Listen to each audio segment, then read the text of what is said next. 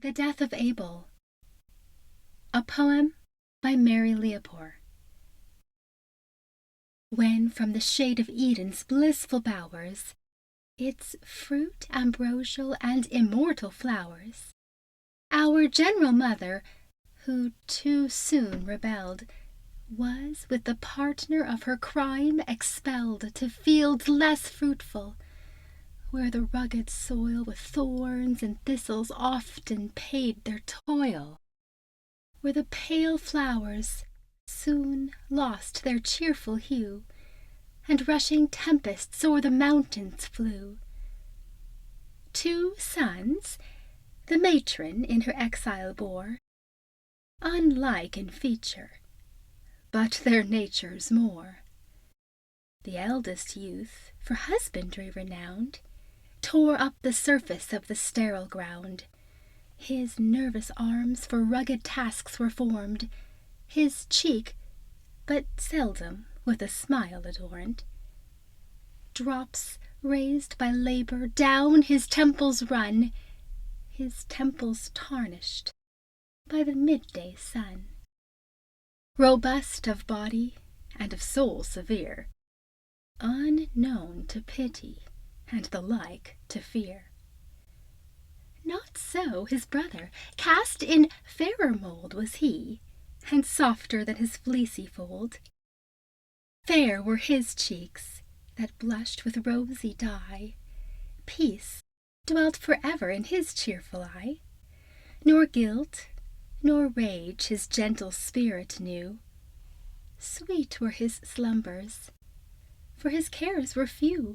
Those were to feed and watch the tender lamb, and seek fresh pasture for its bleating dam.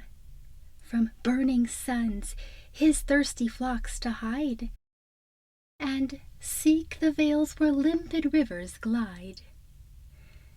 'Twas ere rude hands had reaped the waving grain, when plenty triumphed on the fertile plain, that to the centre of a pleasant down, where half was pasture, half a plenteous brown, these youths repaired, both emulous of fame, and raised an altar to Jehovah's name. With heart elate and self-presuming eye, first to the pile unhappy Cain drew nigh. Choice was his offering, yet no sign appeared, no flame was seen, nor voice celestial heard. Astonished stood the late presumptuous man. Then came his brother with a trembling lamb. His God accepts the sacrifice sincere. The flames propitious round the slain appear.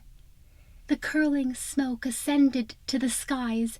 This Cain beheld and rolled his glowing eyes. Stung to the soul, he with his frantic hand a stone uprooted from the yielding sand, nor spoke, for rage had stopped his failing tongue. The heavy death impetuous whirled along. This Abel met, his heart received the wound. Amazed he fell, and grasped the bloody ground. The gentle spirit sprung to endless day, and left behind her case of beauteous clay. Pale stood the brother, to a statue chilled, a conscious horror through his bosom thrilled. His frighted eyes abhorred the beams of light, and longed to find a never-ceasing night. Shocked at the sight of murder first begun, down the steep heavens rolled the radiant sun. Old Night, assuming her appointed sway, stretched her black mantle o'er the face of day. Now for their leader mourned the bleating lambs that roved neglected by their pensive dams. The careful parents search the fields around. They call, the woods roll back an empty sound.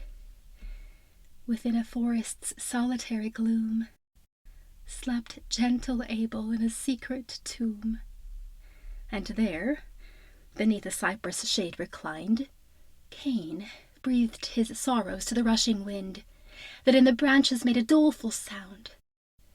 'Twas silence else, and horrid darkness round, when, lo, a sudden and a piercing ray o'erspread the forest with a blaze of day, and then descended on the hallowed ground a seraph, with imperial glory crowned.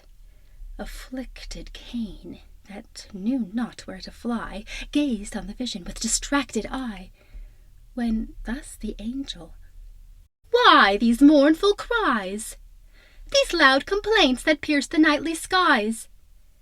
Lie not to heaven, but directly say, where roves thy brother? Where does Abel stray?"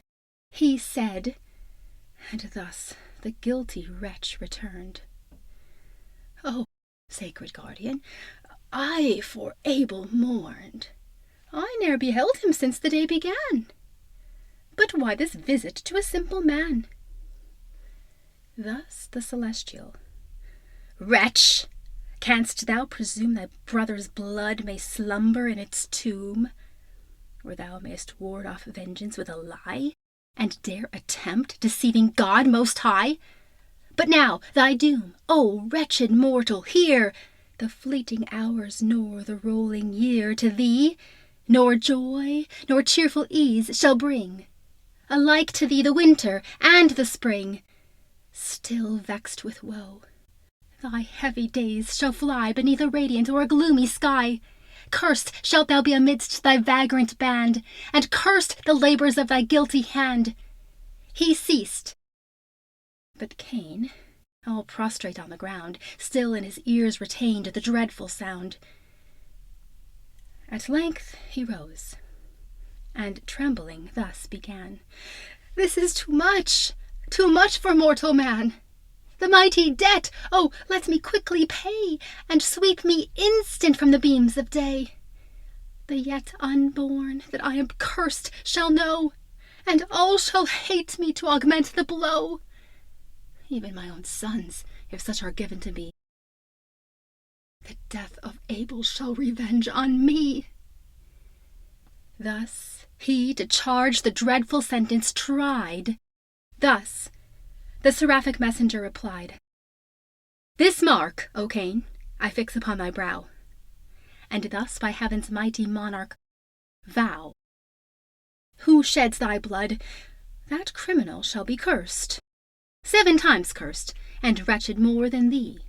Thus be that mortal, who shall tear the rod of scorching vengeance from the hand of God, that man may learn to fear the King of Kings." He said, and waving his immortal wings, that instant mingled with the starry train, and darkness wrapped the silent shades again.